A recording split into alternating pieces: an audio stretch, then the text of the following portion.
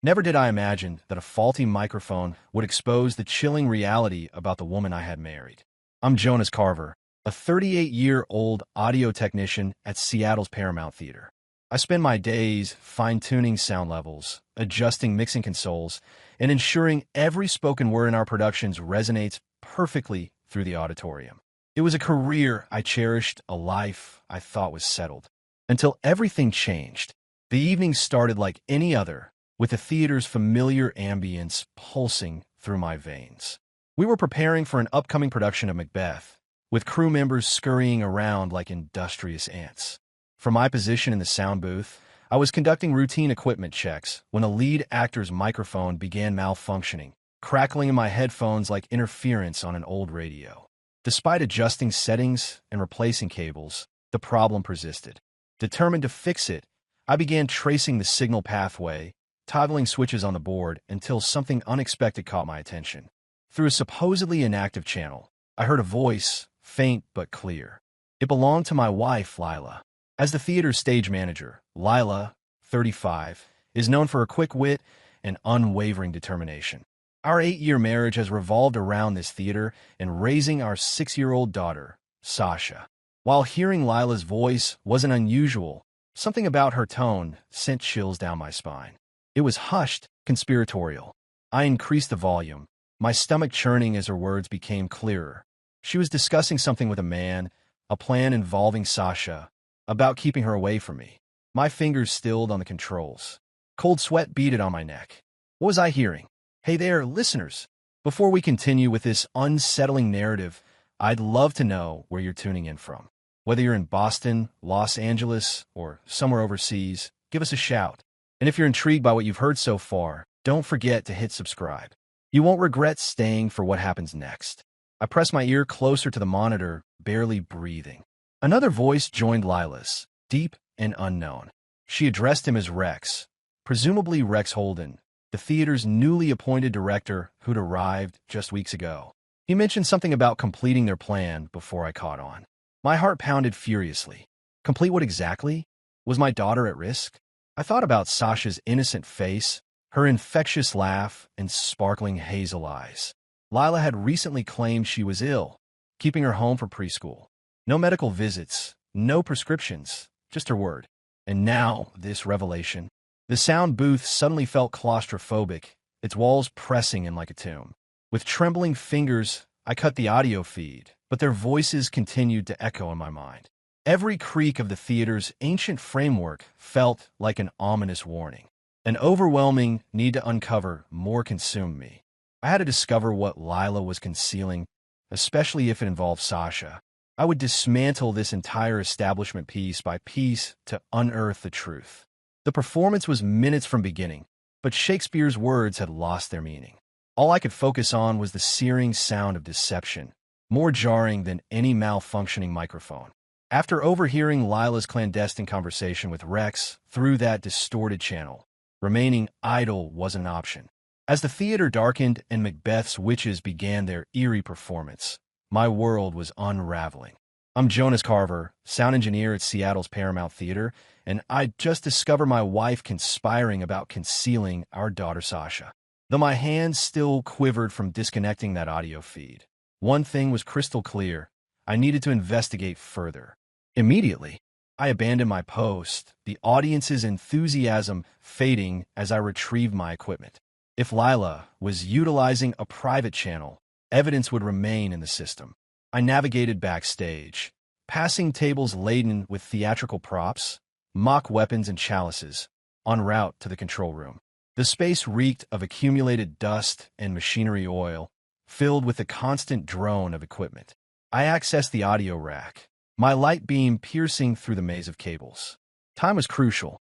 I tracked the mysterious signal to an auxiliary line, rarely utilized. Someone had deliberately connected it. My insides twisted. This was intentional. Connected my headphones, I maximized the volume. Through initial static, voices emerged. Lila's tone was urgent, demanding. She emphasized the need for immediate action. Rex responded tersely, mentioning transportation arranged for midnight. My heartbeat thundered. Midnight approached in mere hours. Were they planning to take Sasha tonight? I removed my headphones, perspiration forming on my brow. Their destination remained a mystery I had to solve. As the performance concluded and applause erupted, I remained concealed in darkness. I observed Lila across the stage, directing crew members while clutching her clipboard, her gaze noticeably restless.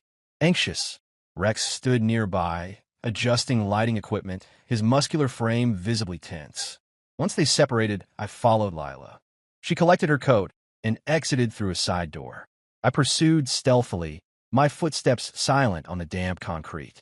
Seattle's thick fog enveloped everything, transforming streetlights into ethereal apparitions in the mist. I slipped into my weathered pickup truck as Lila climbed into her dented Honda, parked just 2 spaces away. My knuckles whitened around the steering wheel while I watched her pull out, heading westward toward the city's industrial district. The bright urban lights gradually dimmed, giving way to deteriorating warehouses and stuttering neon signs. I followed her carefully, headlights extinguished, maintaining a safe distance through the thickening haze. She eventually stopped at a dilapidated storage facility, enclosed by a weathered chain-link fence. Rex's dark SUV was already there, engine running. They emerged from their vehicles, their forms blending in the darkness. My heart constricted as I cut the engine, grabbed my phone, and cautiously approached.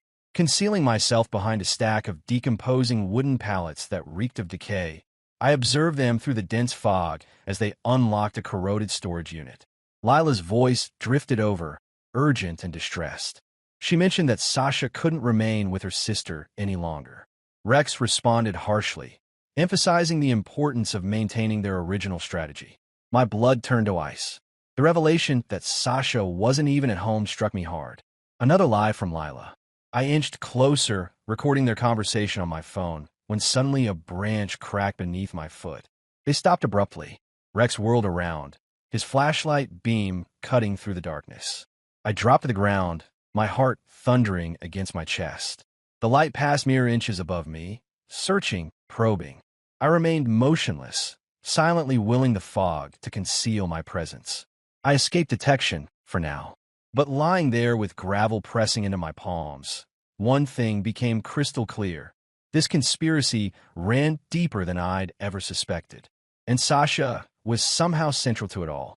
I'm Jonas Carver, pressed against the cold ground outside that rusted storage unit, my heart threatening to burst from my chest.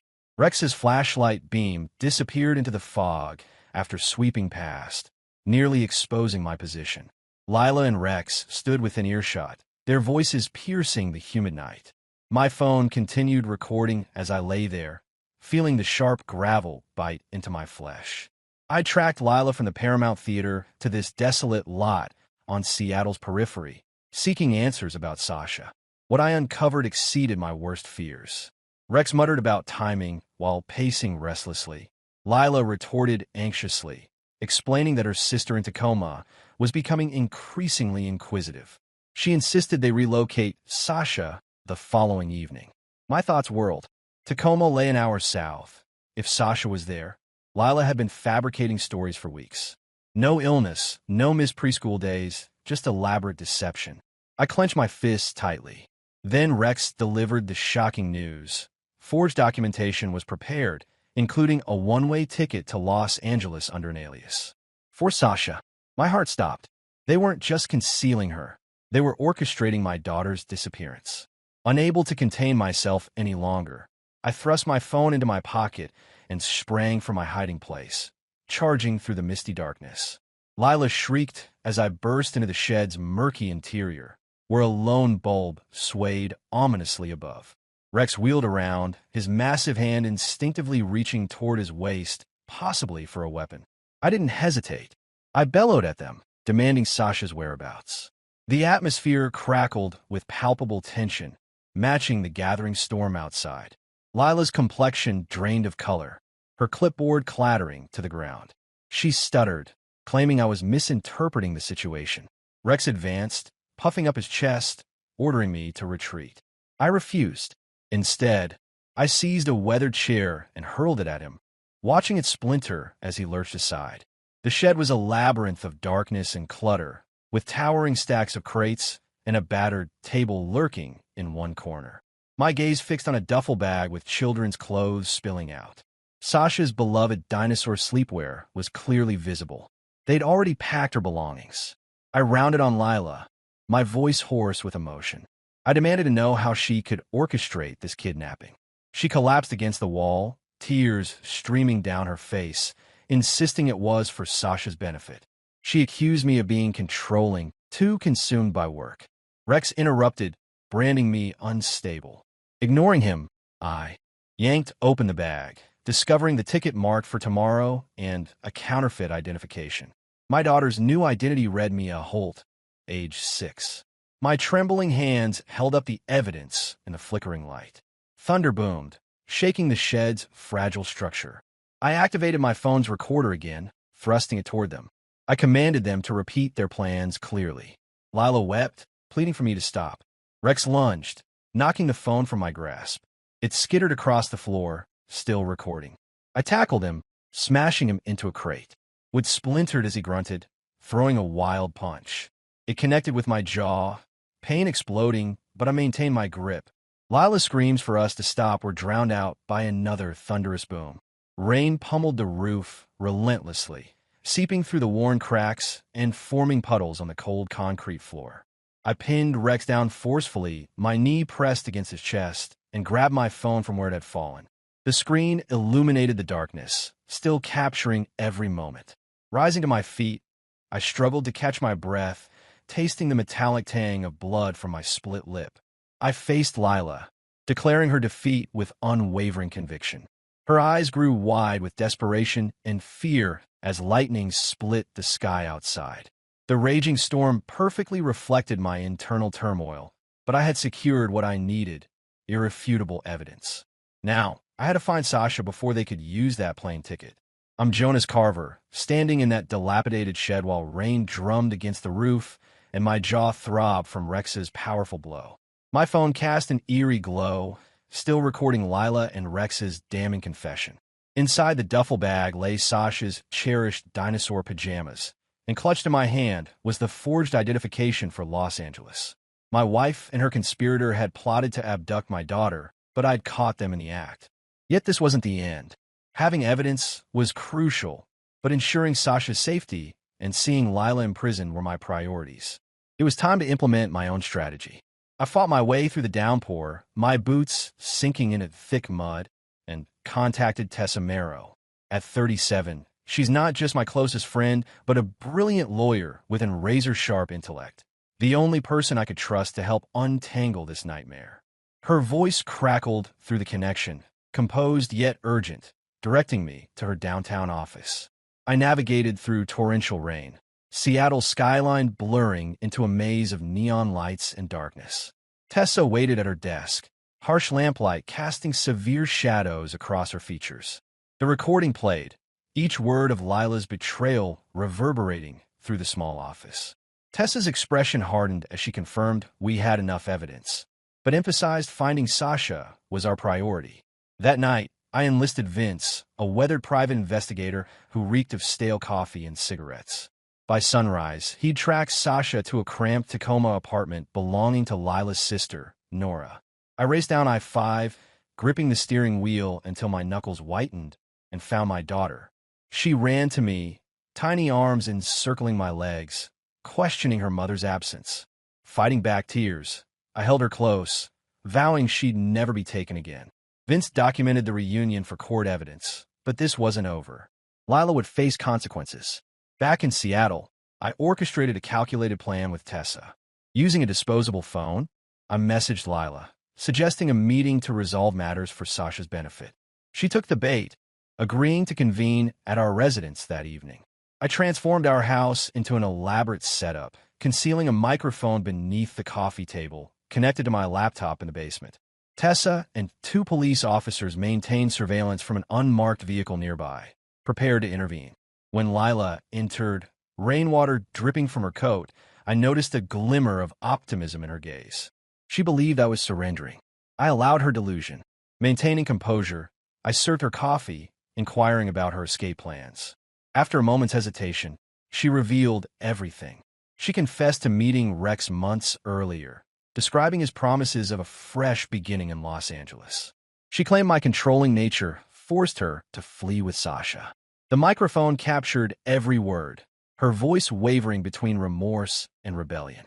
I probed further about the fraudulent identification. Her composure crumbled. She admitted to collaborating with Rex, detailing their arrangement with a Portland forger. My heart thundered. The confession was secured.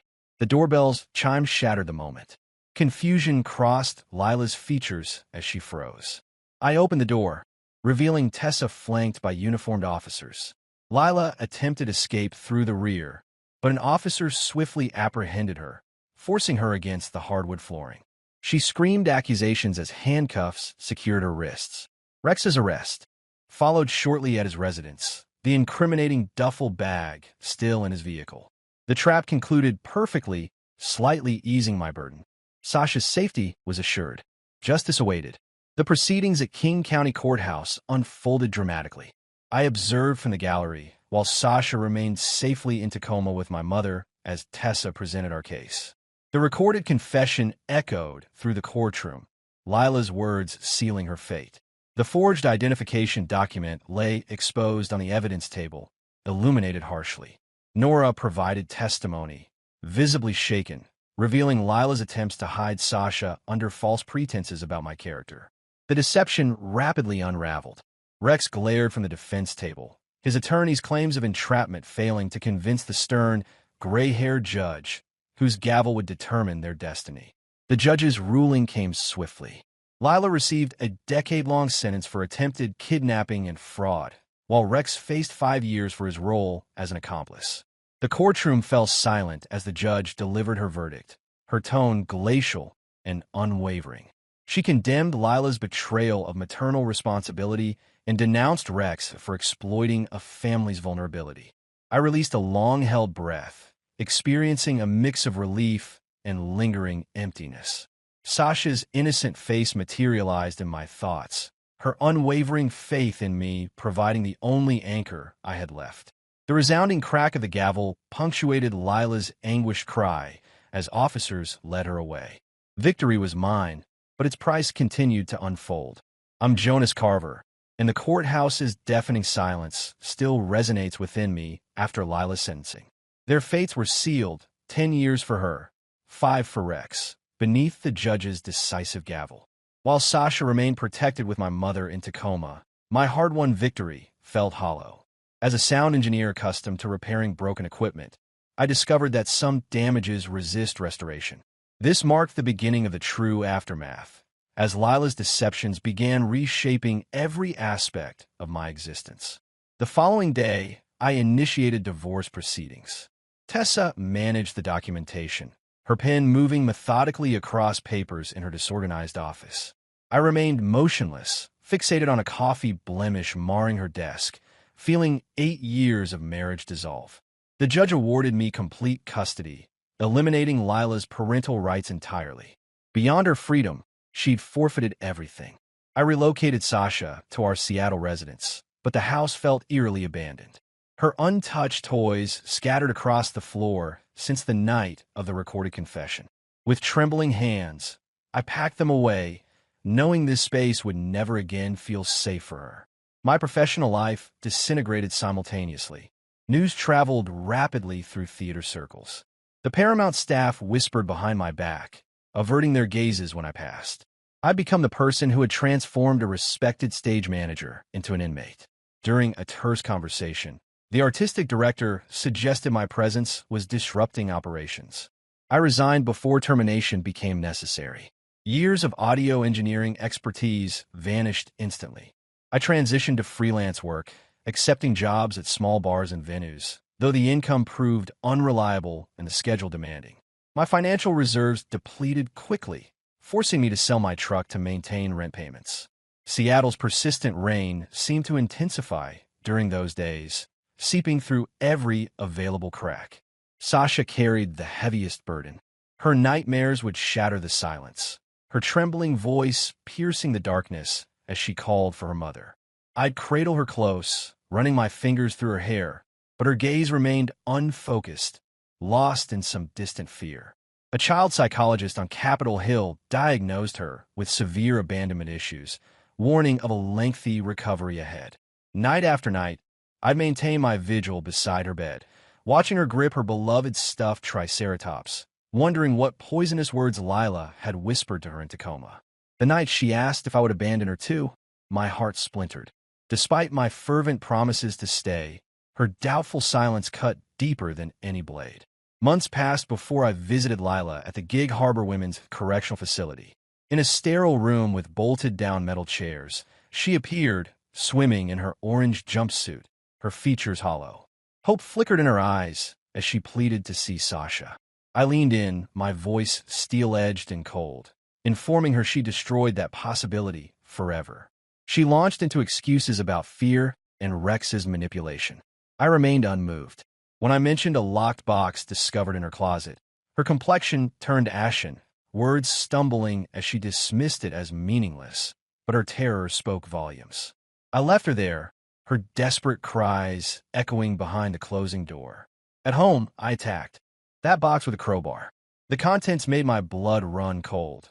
Letters upon letters in Rex's distinctive script dating back 2 years. They detailed more than escape plans. They outlined schemes to empty my accounts, forge documents, even orchestrate an accident if I interfered. My legs gave way beneath me. This wasn't an impulsive betrayal, but a meticulously crafted destruction, conceived long before the shed incident. A photograph fluttered free, Sasha sleeping peacefully at age 3. They'd been watching, calculating, planning for years. I collapsed, the world tilting as I grasped how close I'd come to losing everything. The revelation struck with devastating clarity. Deception doesn't merely break trust, it corrupts everything it touches. Lila sacrificed her daughter and her freedom for lies. Rex forfeited his career and liberty. I lost my marriage, livelihood, and peace of mind. Sasha lost her childhood innocence. Now, I teach her the value of honesty, no matter how painful, because lies cast shadows impossible to escape. One evening beside Puget Sound, waves lapping at our feet, I held her small hand as crimson sunset bled across the water. I promised we'd survive this. She squeezed back, offering a glimmer of hope. Yet those letters remain, haunting reminders that some wounds never fully heal.